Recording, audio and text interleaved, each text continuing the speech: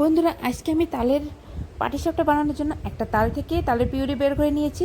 এবার আমি নিয়ে নিলাম তালের পিউরি, তারপরে দিয়ে দিলাম তাতে দুধ হাফ কাপ, আর দিয়ে দিলাম হাফ কাপ ময়দা, হাফ কাপ চালের গুঁড়া, আর দিয়ে দিলাম স্বাদ মতো লবণ। দিয়ে আমি ভালো করে ব্যাটারটা মেখে নিব। আমার ব্যাটারটা মেখে নেওয়া হয়ে গিয়েছে।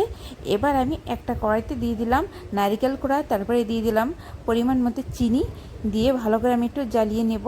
তারপরে দিয়ে দিলাম লাস্টের দিকে একটু দুধ, আর দিয়ে দিলাম একটু চালের গুঁড়া, দিয়ে আমি পুরোটা তৈরি করে নেব। পুরোটা আমার তৈরি করে নেওয়া হয়ে গেছে। এবার আমি ফ্রাই প্যানে তেল ব্রাশ করে নিয়েছি, তারপরে আমি ব্যাটারটা দিয়ে একটু হাত দিয়ে ঘুরিয়ে পিঠাটা একটু বড়ো করে নিয়েছি।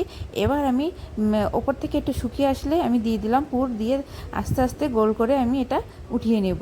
হয়ে গেল আমার পাটিসাপটা। এভাবে আমি প্রতিটা পাটিসাপটা তৈরি করে নেব। আর এটা কিন্তু খেতে খুবই সুস্বাদু। আর আমরা তাল ফুরিয়ে যাওয়ার আগে এটা তো বানিয়ে খেতেই হবে। Thank you.